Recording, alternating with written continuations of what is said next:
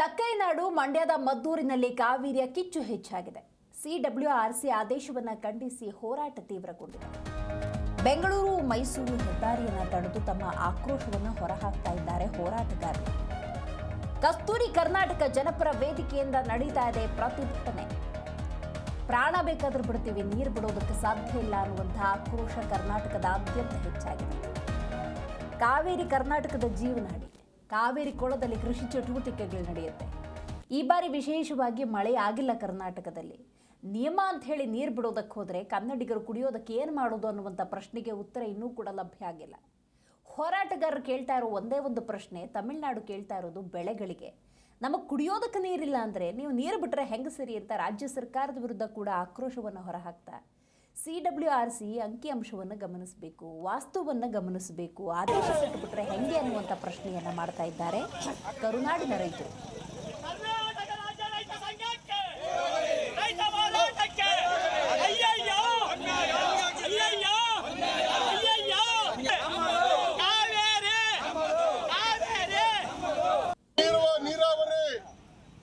ನಿರ್ವಹಣಾ ಮಂಡಳಿ ಒಂದು ಅವೈಜ್ಞಾನಿಕ ತೀರ್ಪನ್ನ ಹೊರಬೀಳಿಸಿತು. ಏನು ಕೆಆರ್ಎಸ್ ಡ್ಯಾಮ್ನಿಂದ ತಮಿಳುನಾಡಿಗೆ ಪ್ರತಿ ದಿವಸ 3500 ಕ್ಯೂಸೆಕ್ಸ್ ಅನ್ನ 15 ದಿವಸಗಳ ಹೊರಗೆ ನೀವು ಬಿಡಬೇಕು ಅಂತ ಹೇಳಿ ಒಂದು ತೀರ್ಪನ್ನ ಕೊಡ್ತು. ಆ ತೀರ್ಪು ಇವತ್ತು ರೈತರಿಗೆ ಮಾರಕವಾದಂತಹ ತೀರ್ಪು. ಪ್ರತಿದಿನ 3500 ಕ್ಯೂಸೆಕ್ಸ್ ನೀರು ಬಿಡಬೇಕು ಅಂತ ಹೇಳಿದ್ರೆ ಸಿಡಬ್ಲ್ಯೂಆರ್ಸಿ ಗೊತ್ತಿಲ್ಲ ನಿಮ್ಗೆ. ಅಂದ್ರೆ ಕಾವೇರಿ ನೀರು ಪ್ರಾಧಿಕಾರ ಒಂದಂತ ಹೇಳ್ತಾರೆ, ಕಾವೇರಿ ನೀರು ನಿಯಂತ್ರಣ ಒಂದಂತ ಹೇಳ್ತಾರೆ.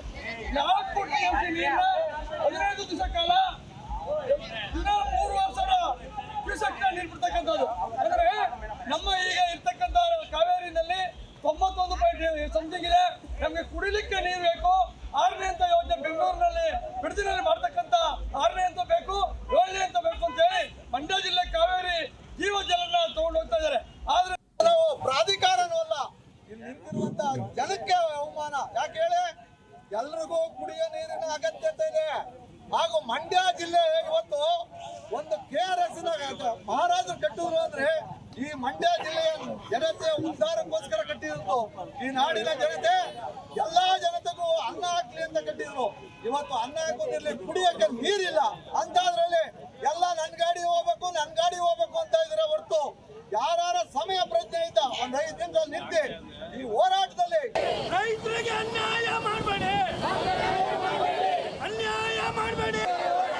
ಎಲ್ಲಿವರೆಗೆ ಹೋರಾಟ? ಈ ಬಗ್ಗೆ ಹೆಚ್ಚಿನ ಡೀಟೇಲ್ಸ್ ಅನ್ನು ನಮ್ಮ ಪ್ರತಿನಿಧಿ ಲಾರಾ ಪ್ರಸನ್ನ ನೀಡ್ತಾ ಹೋಗ್ತಾರೆ. ಪ್ರಸನ್ನ, ಮಂಡ್ಯ ಮದ್ದೂರು ಭಾಗದಲ್ಲಿ ಆಕ್ರೋಶ ಹೆಚ್ಚಾಗಿದೆ. ಅಲ್ಲಿರುವಂತಹ ರೈತಾಪಿ ವರ್ಗ ಇರ್ಬೋದು, ಕನ್ನಡ ಪರ ಸಂಘಟನೆಗಳು ಏನು ಹೇಳ್ತಾ ಇದ್ದಾವೆ?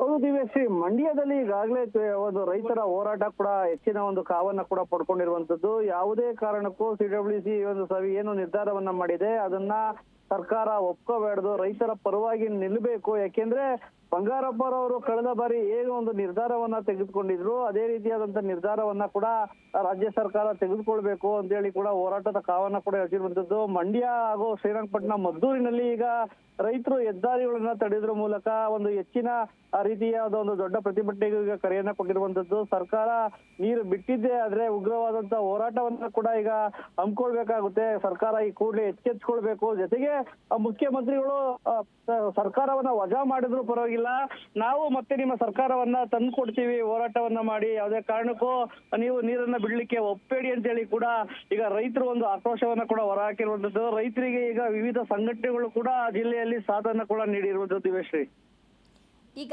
ಸಿಡಬ್ಲ್ಯೂಆರ್ಸಿ ನೀರನ್ನ ಬಿಡಬೇಕು ಅನ್ನುವಂಥ ಆದೇಶವನ್ನು ಕೊಡುತ್ತೆ ಅನ್ನೋದಾದ್ರೆ ಪ್ರಸನ್ನ, ಸಿಡಬ್ಲ್ಯೂಆರ್ಸಿಗೆ ಕರ್ನಾಟಕ ಸರಿಯಾದ ರೀತಿಯಲ್ಲಿ ವಾಸ್ತವಾಂಶವನ್ನ ತಿಳಿಸಿಲ್ಲ ಅನ್ನೋದು ಕೂಡ ಅಷ್ಟೇ ಸತ್ಯ ಅಲ್ವಾ?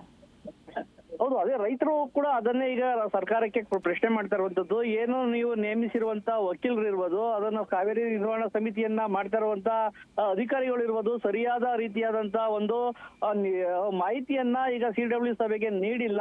ಆದ ಕಾರಣ ಅವರು ನೀರನ್ನ ಬಿಡ್ಲಿಕ್ಕೆ ಕೂಡ ಹೇಳಿರುವಂತದ್ದು. ನೀವು ಸರಿಯಾದ ರೀತಿ ಅವರಿಗೆ ಮನವರಿಕೆಯನ್ನ ಮಾಡಿಕೊಟ್ಟಿದ್ರೆ ಯಾವುದೇ ಕಾರಣಕ್ಕೂ ಈ ರೀತಿಯಾದಂತಹ ಒಂದು ತೊಂದರೆಯನ್ನ ಕೂಡ ಕೊಡ್ತಿರ್ಲಿಲ್ಲ. ಬ್ರಿಟಿಷರ ಕಾಲದಲ್ಲಿ ಮಾಡಿದಂತ ಒಪ್ಪಂದವನ್ನ ಕಾವೇರಿ ನದಿಗೆ ಮಾತ್ರ ನೀವು ಸೀಮಿತವನ್ನ ಮಾಡ್ಕೊಂಡಿದ್ದೀರಿ. ಅದನ್ನ ತೆಗೆದುಹಾಕುವ ಏನು ಒಂದು ಸ್ಥಳೀಯ ರೈತರ ಹಿತವನ್ನ ಕಾಪಾಡಬೇಕು ಅಂತ ಹೇಳಿ ಕೂಡ ಈಗ ಜಿಲ್ಲೆಯ ರೈತರು ಆಕ್ರೋಶ ವ್ಯಕ್ತಪಡಿಸ್ತಾ ಇರುವಂತದ್ದು. ದಿವ್ಯಶ್ರೀ, ಥ್ಯಾಂಕ್ ಯು ಪ್ರಸನ್ನ ಮಾಹಿತಿಗಾಗಿ.